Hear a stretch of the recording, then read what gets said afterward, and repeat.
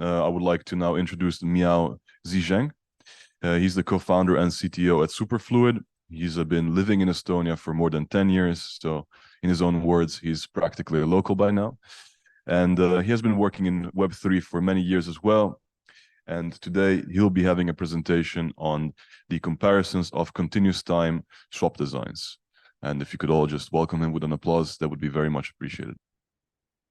Hi, everyone, again. So my name is Miao. As introduced, I'm actually co-founder of Superfluid or Superfluid Protocol. I've been in Estonia for more than 10 years. So today I'm going to give you an overview of different design of continuous time swap. And I'll explain what is continuous time swap in a moment. So what you will hear about today is why you should trade time continuously,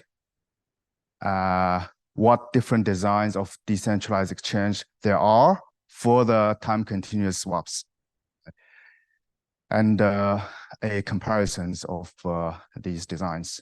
So first, let's start with why, right? So here's a nightmares for a trader.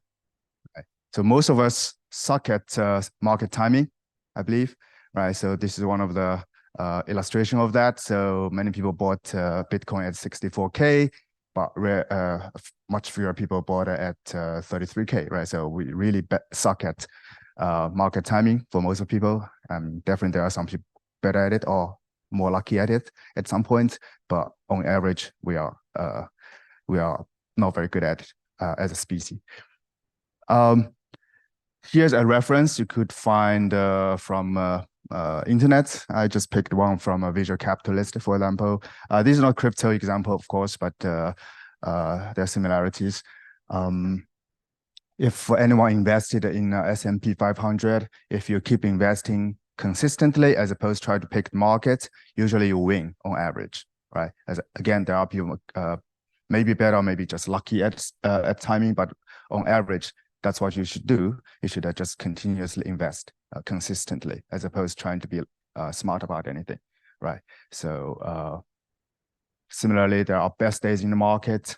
Again, it is an illustration that why timing market is very difficult. Often the best days are taking place in those a few days. So instead of trying to time it, you should just consistently invest into it. So that's first nightmare. The second is very specific to crypto. When I say MEV, just by do a survey, who know what is MEV in general here? Great. All right. So I have a little bit introduction here about what is MEV. So a couple of terminology just to start. I'll go slowly. So user, you are the user, right? You a normal Ethereum user who like sends transaction, right? That's trivial definition.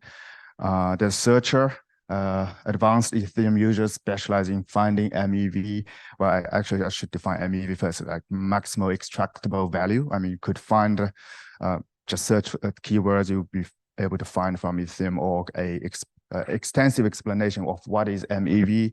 And the searcher is one that the more than a normal user will be able to find some better opportunities that to extract values from the transaction to make the whole kind of supply chain work. But I'll explain what do I mean by a supply chain here, right? So this builder, so who actually compose the transactions according to the Ethereum current protocol, right? So specialize in constructing those payloads, so received from users and searchers, and validators who validate that because it's a decentralized system, you have to validate that thing you receive from builder, right? So so let's look at the so-called MEV supply chain in current Ethereum protocols architecture, how these few actors connecting each other, right? From the, I hope it's clear here. So from the left side, you have the user interact with the network, usually through a wallet, right? The interactions, maybe you have heard the term already, you send an intent. As usual, you send intent through the wallet and it will be discovered by searchers through the broadcasting of transactions. And the searcher would bundle those together and send to the something called a builder. Builder will compose those transactions together and eventually send to the validator. Validator will follow the cryptographic method to validate those stuff from the builders and eventually creating a block. So again, you could do more deep dive when you are there. Just search for the MEV supply chain. There will be more in-depth explanation of that. So let me try to remove that bar.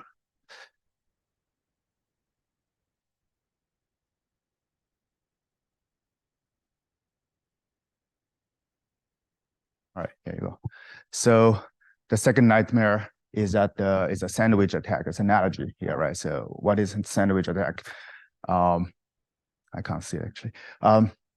So Alice wants to send a decentralized exchange, DEX means decentralized exchange swap, right? But because Ethereum is transparent, that transaction can be peaked by some other person, for example, in this case, Bob. Bob see the transaction and take advantage of that by sandwich that transaction with Bob's own transaction. So in a way that you sandwich Alice transaction with your own transaction. Why you do that? Because the DEX has its specific rule by knowing Alice transaction in advance.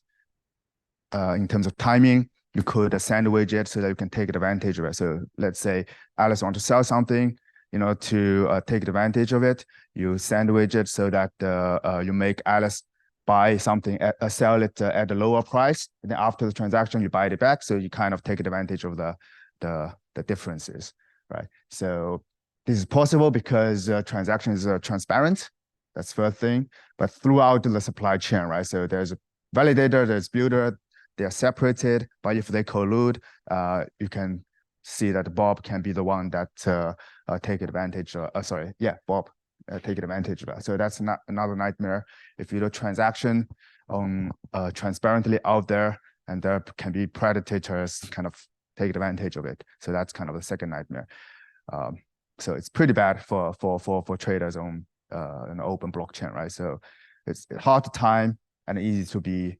But there's a lot of predators also. So it's kind of the problem. So how do we solve that problem? So that's kind of the different designs of. We'll see in a solution in a moment, right? So can we go? Can we go? No.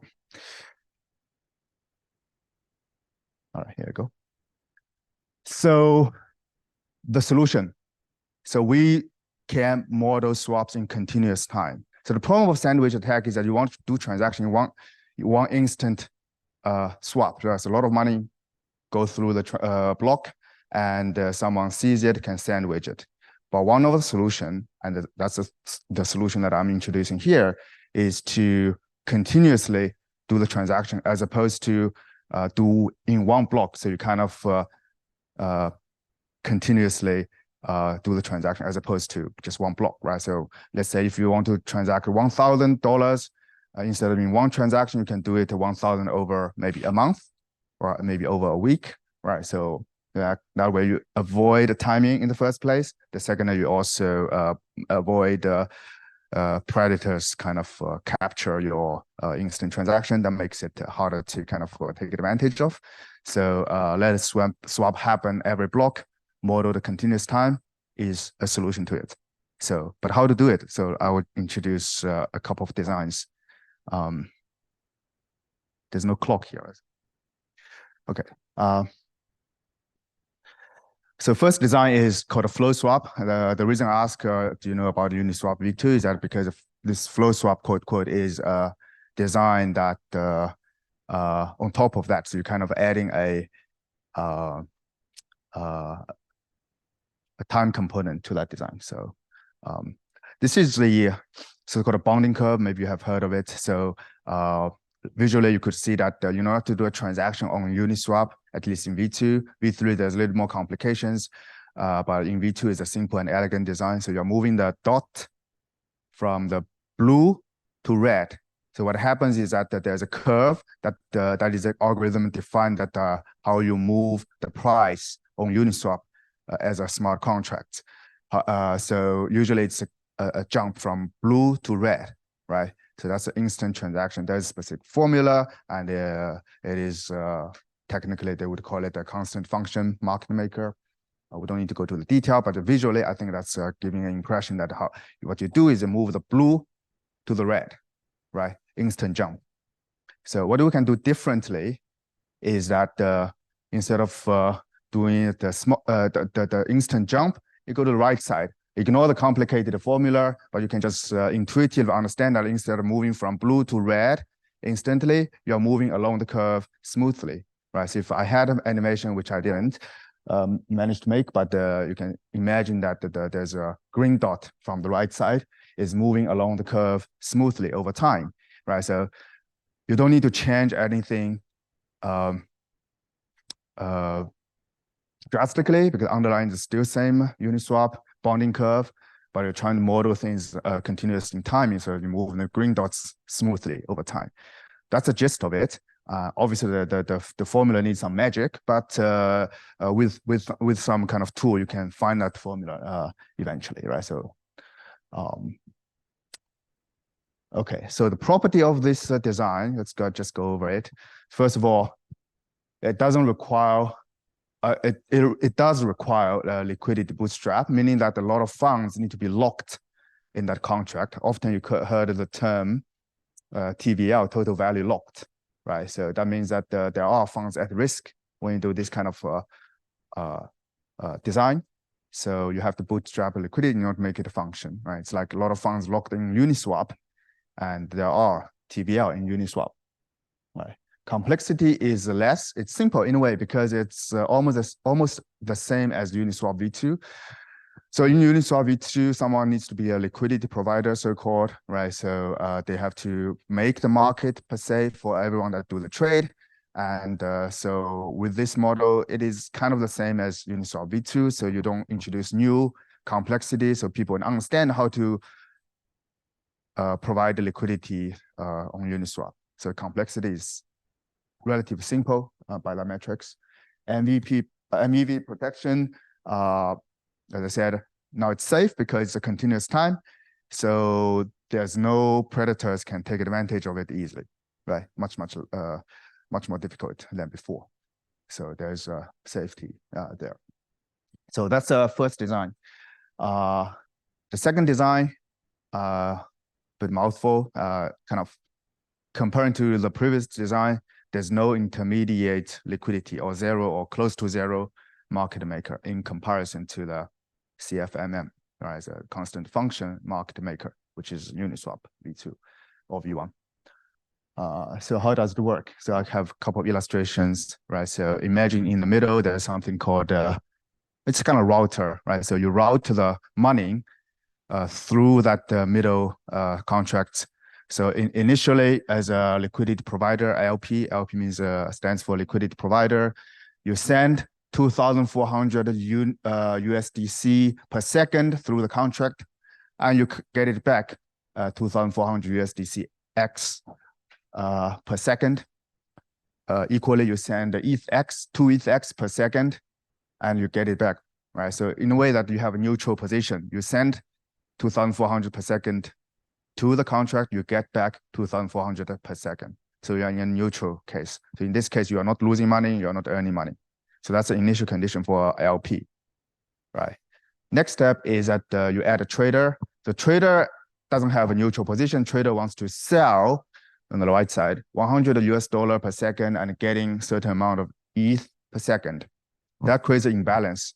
So who provides imbalance? It's the liquidity provider. So liquidity provider now have a differential, if you will, in terms of the position. So I send a liquidity provider on the left side, sending 2,400 to the contract and getting back more now, right? 2,500. So there is a more you get by providing liquidity, and you send 2 ETH out and you get less back because you are facilitating the trade, right? So you create this imbalance by being the so-called liquidity provider, but you don't do it for free. Yeah, you take fee, of course. So the fee is your motivation of providing this, facilitating this trade, right? But the reason why this is different design is because in this case, there's no money locked in the contract, right? If you pay attention, but there's nothing locked in the contract. Simply become a router.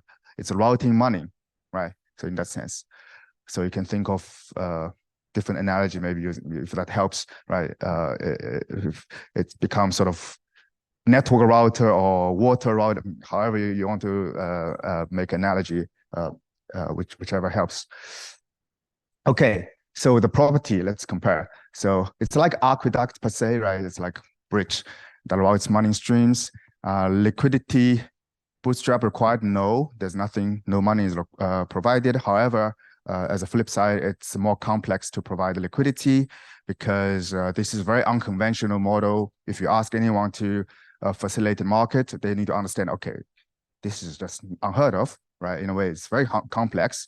So there's definitely money for it because there's a fee model. But if you ask any professional liquidity provider, they would hesitate. That's actually our experience. We tried this model to, as a product, but it's quite complex for these people that even if you convince them there's money, but harder for them to understand or get head around how to design the software to provide liquidity. So that's kind of the drawback of it.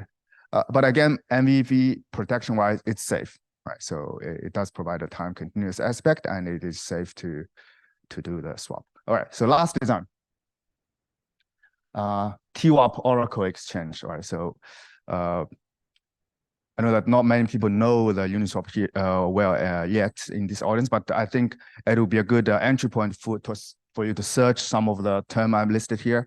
What is TWAP, right? So let me go through. In Uniswap v3, there's something called TWAP, and TWAP stands for time-weighted average price. TWAP was added in Uniswap v2, but it was improved in Uniswap v3, right? So if you don't know it yet, just do a search and you will find it. And I think if you're interested in this topic, I believe there's a lot of things you can read there. So a price cumulative is recalibrated each swap. Its value also change each block. So there's some building blocks that helps for the design. So I'm gonna move quickly. So just before running out of time.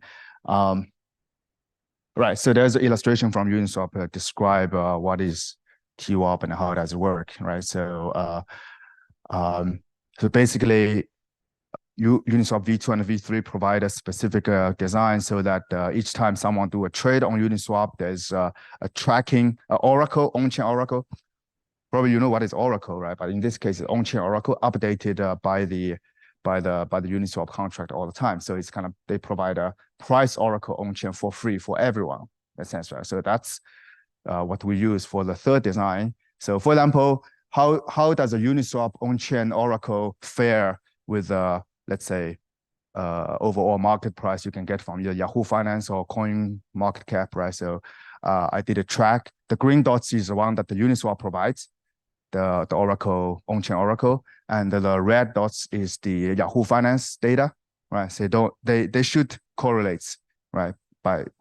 In principle, but how actually it does, you can see that they track quite well, right? So that means that's a proof that the decentralized finance does provide a good Oracle already, because two market, while they don't connect directly, but there's arbitrageurs move the money, so they actually correlate well. So with that advantage of on-chain Oracle, we can build stuff, right? That's the third design where you build a specific design of a swap that allows the smart contract on the upper side, right? Everyone send money to that contract. It's like a water reservoir, it accumulates, and that water reservoir accumulates at a point that someone can come and observe the Uniswap price and exchange that pool of water for everyone on the left side. So it is a smart contract way of solving the price, right? So you observe what should be the price according to the Oracle,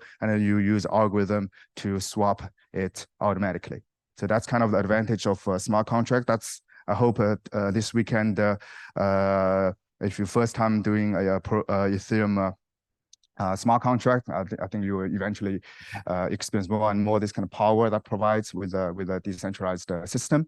And this is one of the kind of a slightly more advanced example. In this case, you basically accumulate money from the left side, all those traders, and algorithmically you allow other people to swap it according to an oracle. So there's no, it's close to trustless, right? You only trust the code. So there are two steps. First, you accumulate the water pool of money. The next step, which is track the price and exchange those pool of water, right? It goes to zero and give everyone the correct price, right? So what is the property of this particular design? So liquidity bootstrap required? No. Again, there is a water pool reservoir, right? You accumulate the money and you swap it. So you don't need to bootstrap liquidity. TVL is really, really low. Funds at risk is also low because it's simply using the smart contract to facilitate the exchange. The complexity, it's simple enough. But there's a caveat. It's not as simple probably as the Uniswap V2 per se, but it's competitive and flexible. It allows people to compete to do the job of doing the swap, right? So they have to protect themselves against MEV, but since it's competitive, one of them would be able to compete and win. But for the traders, as a consequence, it's simple. MEV protection, as I said, for traders is safe, but it's a competitive challenge for everyone, right? So there's another design from Paradigm. They call it time-weighted average market maker, and they have a article about it a long time ago. And if you're interested, go look. I will not go to the detail because I think we'll run out of time.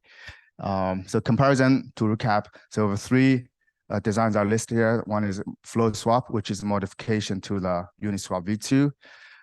It requires bootstrap. It's same complexity as Uniswap. It is safe from MVV. Actually, all of them are safe, apart from the third design has a little bit caveat, but otherwise it's safe. And the second and third design don't require any liquidity bootstrap, and complexity-wise, the second is the most complex, and that's why it's not very easy to sell. But the third one is the one that we eventually choose to create. We meaning Superfluid. So the enabler is really about Superfluid. We provide a new way of looking at money. We look at money as water and use a lot of analogy of water, right? The reason is because Superfluid allows you see money as water, fluid as see it as a piece of paper or coin analogy, right? That's what we usually do. We bring the physical analogy to the world of digital. We see money as coins or paper, but in Superfluid, we transformed that view. We see money as water, and that's how you can make new designs like we have discussed today. So that's why Superfluid is the enabler for some of those designs. Okay, thank you. That's all. I mean, yeah, thanks. Happy to answer any questions. If you want to follow up more, you can follow us on Warpcast. Well, we're moving away from X, Warpcast Super Boring or Warpcast Superfluid. Follow me if you want. And there is also the source for the slides. It's you can find it from Superfluid Finance monorepo. And if you go to our wiki, and you can find the source. Yeah, happy to answer any question.